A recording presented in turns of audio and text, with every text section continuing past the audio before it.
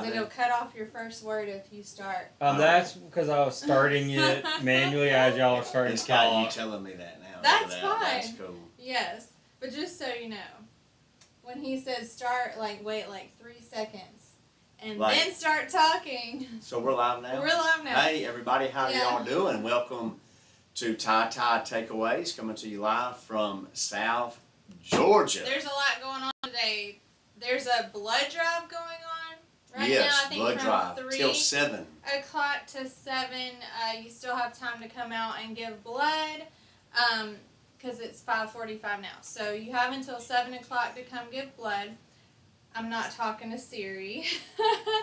And also, oh my word, there's soccer practice out there, I think. Yes. Soccer practice starts this week. If you haven't got a text message, don't worry. My team, John's team, Elijah's team, and Ben's team, you're about to get a massive text if you're on one of those teams about practice tomorrow night for those soccer teams. So yes. we had to, there's rearranged some teams. So anyways, that is exciting. It's our anniversary today. Today's our wedding anniversary. Happy anniversary to you. Guess how many years? Well, if you saw my post, you know. But if you didn't see my post, comment below. How many years do you think we've been married? That's funny. You know, I run into people in the church and in town, and they know more about my life than I do. Yeah. And he's not on Facebook. I asked them, I say, how do you know that about my life? And they're like, oh, Brandi put it on Facebook. And so I don't really, the other day. I put everything on there. Everything, it seems. But like the other day. My life's an open book. And he is very private, so sorry. Sorry. So, that's just how we are. We're total opposites. Opposites attract. He's quiet, I'm not. So, you're private, I'm not. So here's for instance, the other day, two men from the church messaged me early one morning last week, and both messages sounded alike, similar. They said basically in a nutshell, Brother John, I'm calling your name out before the Lord this morning. So I got the first message and I thought, oh wow, that's really nice. 30 minutes later I get the second message, and these are from two men that normally don't text me. And immediately I called Brandi, or I text Brandi and said, what did you post on Facebook today about me? She said, nothing, I don't think. I didn't. I said, God just must have told those two men to pray for you today. I mean, there have been a couple times I've said, y'all pray for my husband. He's having eye surgery or hey, the eye's doing good. Eyes do. I don't like it. You need to like. I don't like it to be in. I like the flat bill on this hat. Actually, the style now is the flat bill. I'm wearing this one today because I had, where I had eye surgery. It's if the bill curves down too much, it messes with my vision. So I put this hat on today. It doesn't look right from this angle. So. Let me see what. I don't know. What do y'all think about his hat? I'm not asking, so I don't want to know. You don't have to answer. That's not the one your cousin sells, right? No. No. So I'm not offending. I like Sam's hats that his cousin sells. So Brandi asked y'all what you thought about my hat. I did not ask you what you thought about my hat. Don't text John about his hat. Don't comment about my hat. So hey, listen, it's a great day to come to you. The reason we're rambling is we don't have any notes today. No, what's your favorite? I thought about this ahead of time. Oh. Okay. I do think. What is your favorite? You didn't tell me though. I know. He doesn't know what I'm about to ask. Chocolate covered cherries. Out of blank years being married to me, what is your favorite anniversary gift you've ever gotten from me? This should be easy because for most of our marriage we were so poor he told me not to buy him a gift. You said don't buy me a gift. But for the years that I did buy you a gift, or that we went on a trip, which wasn't very often, what was your favorite?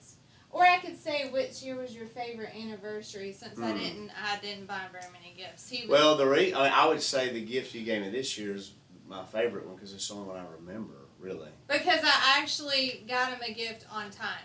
Usually I get him a gift 3 days after. Same with birthday cards and other people's anniversary. And even like right now, I have 3 or 4 cards that need to go out to youth from 3 weeks ago. Y'all, I just do that with everything. So usually everything's late. So don't take offense to it if it's late. It's not Yes. this It's year. just like it's busy. Yeah. But this year I got you a gift on time. That's right. That was nice. I tried really hard. So I It would was say this really year's hard. gift because it's the only one I can remember. I can't remember the gifts necessarily. So. Yeah. So Sunday morning, I was not here. I was home. Titus took him to the doctor today. Normally I don't do that, but since we're going out of town Thursday to the Pastor Wellness Retreat, and John's mom will be here. So anyways, John's mom will be with our boys Thursday through Saturday. And I wanted to make sure he didn't need like medicine. It's just allergies. So me and Titus, well, I watched it online. So I'm thankful that we can watch our church online. It's not the same as being there Definitely. in person. We had our friend come to church, Paul Bridger. Paul. I hated to not be came up there from when our Tallahassee. friend Paul was here.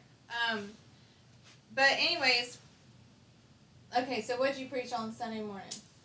Sunday morning we talked about Revival? Acts 16, when revival comes. When revival comes. And you talked about how Satan hates it when revival comes. And when Mr. Bo Enfield preached on Wednesday night, back whenever, I don't know what that was for, he talked about how he believed we were seeing revival in our church.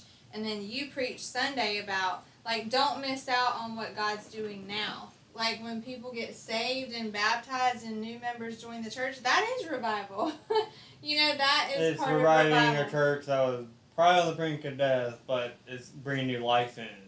Reviving. And But also that's the time Satan likes to stir the pot, which was one of the points you brought up Yeah, that's right. yesterday. And so sickness has hit a lot of church members. That's one way that the devil can attack sometimes, I Yeah. think, is through sickness.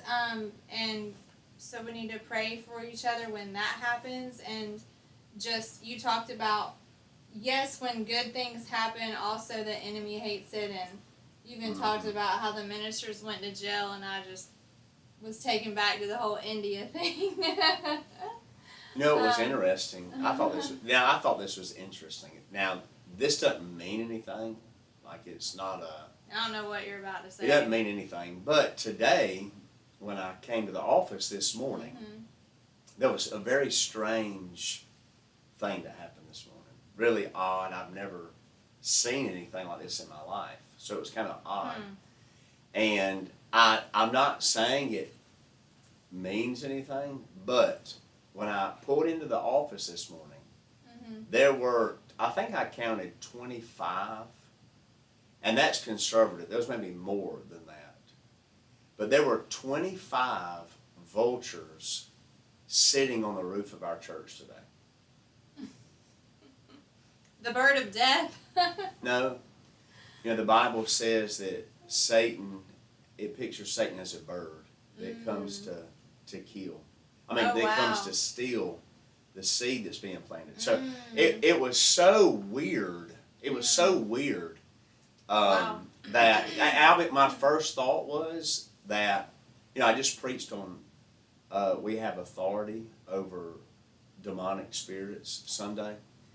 And we talked about how, you know, when God is doing the work, Satan really does the work too. And I'm not saying anything. I'm not one of those kind of Christians, but it was very odd. It was very odd to me. What do they call those kind of people? Mystics. They were, I'll say superstitious. yeah, they were very. It was just very odd to me that it was. Did you cast them out? No, I just took a picture.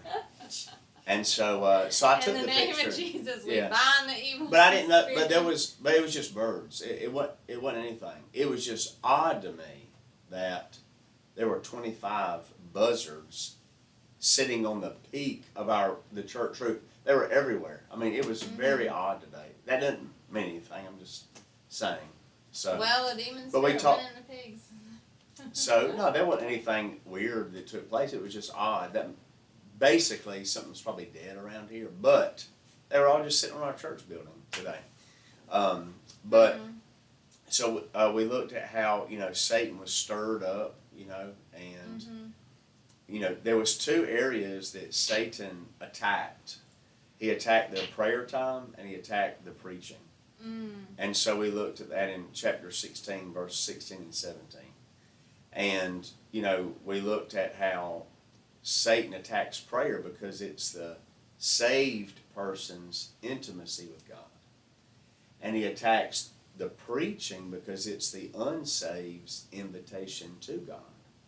And how Satan attacks the believer's prayer life, and he attacks and tries to prevent the lost from hearing the preaching.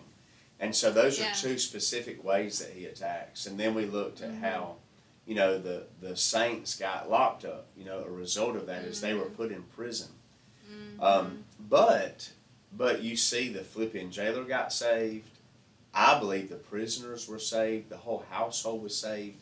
What looked bad really turned for good. It was, But it them was. going to prison, it looks bad, but then all those people end up getting saved. That's exactly right. And one point that I was making through the Sunday morning message was, sometimes God uses what we think is negative for a greater good. And it's just holding on through it all to see, what God's doing in that thing. So, and I reference back to Genesis 50, verse 20, where Joseph, he said to his brothers, you meant it for evil, but God meant it for good, to save many people. And so, what they meant for evil, God, we see the story, he meant it for good. And then we talked about how the sinners were, shaken up, how God, set them free. He shook their world up. He shook their life, and they got saved. So the thing I could really remember was you talking about the fleas. Yeah. Yes. Which was The fleas interesting, but also makes sense when you think about it. Also, how the Gideon person mentioned that we're starting to go into the prisons with the Bible, and a lot of people are getting saved. Yeah, that's right. That's what I was about to say. If you've noticed I see it on my Instagram all the time, is people in prisons and jails getting baptized. And it'll show them having like this worship service in the prison, and then them baptizing the prisoners, and they're being set free even though they're in prison. They're getting set free spiritually. Yes. Yeah, Jesus is setting them free spiritually even though they are behind bars and wearing the blue suit. Like, there is such joy on their face when they come up out of the water getting baptized in jail. Like, they are so happy. And it is amazing. It makes me want to do jail ministry. Back when we were newlyweds, I was like, John, I want to go teach the Bible in the jail. And he was like, no, you are not going in that men's jail. Brandi, what do you think? But I still have this desire to, like, I don't know, maybe I shouldn't say this out loud, to go, maybe I should go to like a girls' detention center type jail where it's all women, where I could go teach them and I'm not like, scared or whatever. But anyways, God's really moving in a lot of prisons and jails and in a lot of churches. We saw on Facebook a church back in our hometown in Athens. I saw a couple of people I went to high school with that got baptized last Sunday, and they were posting it all over their Facebook, and they had shirts like we have shirts here, like when you get baptized, and they had shirts, and they were like, there was a big sign saying, I'm making my public profession for Jesus, like I'm making my faith public, and your family was like texting it like, look at this, like it's exciting, like God, I pray, like we pray for years, God send revival everywhere, and I'm seeing things that I didn't see before.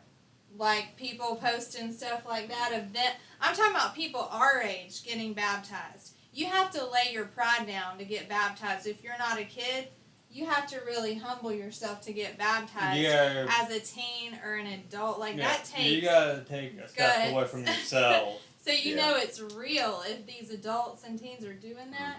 That's revival. That is just incredible. And then the prisons and the jails, and then like that revival broke out in that college, a year ago. What was that, Asbury College? Yeah, it was an amazing revival that it's just happening everywhere, I feel like. So that's kind of exciting. But do you want to say anything about your Sunday night message? Not particularly. Sunday night we looked at just kind of the importance of, praise. Oh, yeah, that was a good one too. Yeah, so that was the focus Sunday night. And that's true. Like when you feel dry or when you feel defeated or discouraged, if you will put on some good praise and worship music, or and just worship God, whether you're in the shower or at home by yourself in the living room or at church. I put it in the car while I drive to work or drive home from work. And then you can just worship the Lord in your car. Back when I was single, I would do that in the car. Now I'm usually in a car with other people, It's more, I feel like it's an intimate thing to worship God. Like when you're by yourself, in the car by yourself, or when you're somewhere by yourself. I just feel like when you want to worship God, it's very intimate, because you're pouring your heart out to Him. And sometimes you might look funny or feel funny. You might cry. You might close your eyes. You might dance. You might raise your hands. Like when I'm at home alone praising you, I'll be dancing. I'm like all about dancing before the Lord. I mean, nobody's watching me. But the moment somebody walks in the house, I'm going to quit dancing. Because I just feel silly. But David danced before the Lord, and he didn't care who was watching. I'm not that spiritual yet. I kind of care who's watching. I put on songs that people may not think sound Christian, but when they dig deep into the lyrics, they're full-blown Christian. Yeah. So that way I can get away with it in the car with other people. Like, wait, are they talking about the Lord? I'm like, yes. And like, I did not know they had this kind of music. Like, there's all different genres. Yeah, I listen to mostly Christian rock. Like Skillet, 1,000 Foot Crutch. There's one band called Demon Hunter, which is more of the hard side. That's funny. I haven't heard of them. But when you worship at home, I feel like it's easier to worship at church if you've been worshiping at home, because it just comes natural to you. If you don't worship God at home, so you might feel a little awkward. Yeah. You might feel awkward when it's time to worship with your brothers and sisters in Christ in the congregation. One tip I have for worshiping with the congregation is to close your eyes.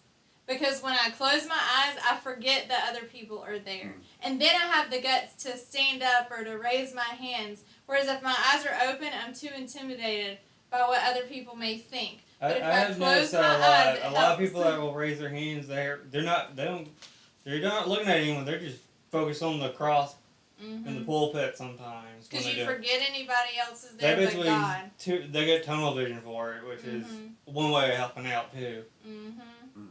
That was a good message on worship. Very good. So, as far as announcements go, we already talked about the blood drive and soccer practice, the soccer season. Pray for John and I. We're going on this pastor wellness retreat where they're going to take his blood work and do all the doctor's visit type things for pastors and pastors' wives that we're supposed to do, but most of us don't take the time to stop and do. And so anyways, pray for his mom who will be with our kids. It's hard for me to leave, not so much the older ones now, but Titus. Yes, that's hard. It's hard. I don't know of any announcements that we have coming up. Do we have Band of Brothers? You'll be back Sunday. No, we don't have Band of Brothers, but we have the night of worship. That's a big announcement. Yes, because Amy called me today and needs the head count for food. So Amy's cooking the catered meal for that. I'm glad y'all brought that up. It's October 3rd, and that combines Band of Brothers with the Soul Sisters. And you can sign up in the foyer, and then we're going to try to send out a quick cast or like an online sign up. But please call the church before 12 o'clock to RSVP that way, or sign up in the foyer because we need a head count for the food. But it's going to be a night of worship in the gym. Kirsten and Mark Hand and Cal are going to be the guest leaders for the night of worship. And just my heart behind that is what we were just talking about. And it's cool you just preached about that because we didn't plan that. We weren't like, hey, let's collaborate and you preach on worship and then we'll have the night of worship. We totally didn't plan that. It just God planned it. So God must be speaking to us, about and worship. I do know Joel, who's ever Band of Brothers, was trying to do something like this for a while. Really? Yeah. See, I didn't know that either.